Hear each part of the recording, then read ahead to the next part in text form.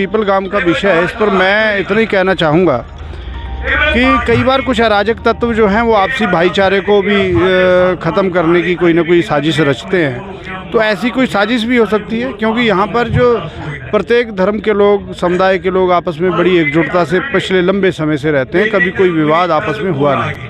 भाजा साहब, मैं टोकना चाहता हूँ, अराजक तत्व जो हैं वो जिनकी बात आप कर रहे हैं वो बीजेपी के साथ में जुड़े हुए हैं और उन कोई कार्रवाई भी नहीं हो रही प्रशासन द्वारा। वो तो अभी तक खुलेआम शरेआम बाहर घूम रहे हैं। क्या पुलिस को नहीं पता, क्या प्रशासन को नहीं पता, क्या पार्टी को नहीं पता कि ये अराजक तत्व हैं, ये माहौल जो है बिगाड़ना चाहते हैं? हाँ, मैं वही कहना चाह रहा हूँ कि जिन अराजक तत्वों पर लगाम लगनी चाहिए और मौके की सरकार को ये समझना चाहिए कि जो आपराधिक लोग हैं इस तरीके से धार्मिक स्थलों पर इस तरीके की अराजकता करेंगे तो निश्चित रूप से ये आने वाले समय में ज़्यादा विवाद होगा और ज़्यादा विकराल रूप इस तरीके का होगा। लोग इकट्ठा होंगे। आज भी यहाँ पर देखो आप, बड़ी मात्रा में संगत आई हुई है।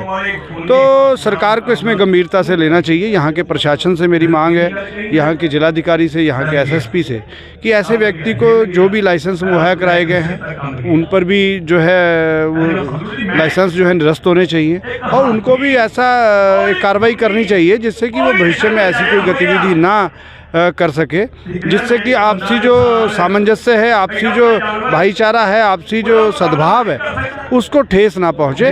और ऐसा होना चाहिए। हमारा ये मांग शासन प्रशासन से है। भाईचारा को ठेस तो नहीं पहुंचनी चाहिए, लेकिन अगर मान लीजिए कुछ मिनोरिटी है और कुछ लोग मेजोरिटी में हैं, मिनोरिटी वाले, मैं कह रहा हूँ कि कितना भी भाईचारा बनाते रहें, अगर मेजोरिटी वाले जहाँ सरकार जो है भाईचारा नहीं बनाना चाहेगी तो फिर आप कैसे बना लो? देखो, अगर सरकार कुछ चाहेगी तो उसका तो कोई तरीका नहीं है, लेकिन मैं उम्मीद करता हूँ कि जो सरकार है वो तो सबकी होती है ना। सरकार किसी एक समुदाय की, एक धर्म विशेष की नहीं हो सकती। और अगर इसके बावजूद भी सरकार अगर इस तरीके की गतिविधियों को बढ़ावा देती है तो निश्चित रूप से वो सरकार मेरे ख्याल से लोकतांत्रिक व्यवस्था पर विश्वास नहीं रखती होगी, भारत के संविधान पर विश्वास नहीं रखती होगी। तो हम उम्मीद करते हैं कि ये घटना आखिरी हो, इसके बाद कोई ऐसी घटना ना हो जिससे कि जो ताना बाना है आपसी सामाजिक वो बिगड़े और सरकार पर भी एक प्रश्न चिन्ह लगे, सरकार की कार्यशैली पर, कि वो माइनॉरिटी या अन्य जो वर्ग हैं उनकी सुरक्षा करने में नाकाम साबित हुई है। इस पर सरकार को गंभीरता से सोचना चाहिए। मेरी मुख्यमंत्री से मांग है और यहाँ के पूरे शासन प्रशासन से ये मांग है कि आप न्याय संगत और संवैधानिक कार्रवाई करते हुए ऐसे अराजक तत्वों को, ऐसे गुंडवा तत्वों को लगाम लगाएं, वरना आने वाले समय में इसके गंभीर परिणाम होंगे। बाजवा साहब, आज 5 दिन हो गए हैं, जो दोषी है वो बाहर घूम रहा है, ठीक है जी। 20 तारीख की घटना, आज 25 हो गई है। अगर मान लो फिर भी उसके विरुद्ध कार्रवाई अभी तक तो हुई नहीं होती है, तो फिर आपका क्या अगला कदम होगा? देखिए, लोकतांत्रिक व्यवस्था में हम सब रहते हैं और लोकतांत्रिक व्यवस्था में जब किसी को न्याय नहीं मिलता, जब किसी का उत्पीड़न होता है, वो चाहे परिवार हो, चाहे समुदाय हो, चाहे कोई विशेष धर्म हो, तो उसके पास लोकतांत्रिक अधिकारों के तहत आंदोलन करने की आज़ादी है।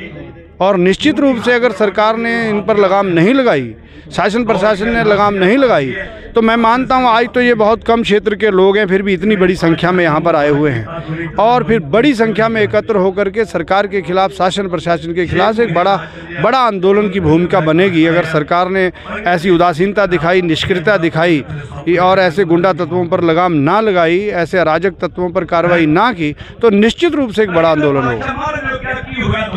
धन्यवाद। बाजवा साहब ने जैसे बताया कि एक आंदोलन शुरू हो सकता है अगर सरकार ने या प्रशासन ने पैरवाई ना करी तो।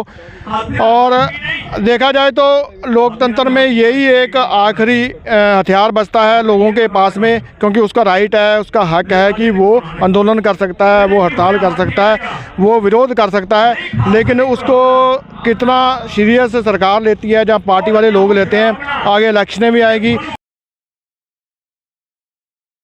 साहब, बहुत बहुत धन्यवाद, आपने समय दिया।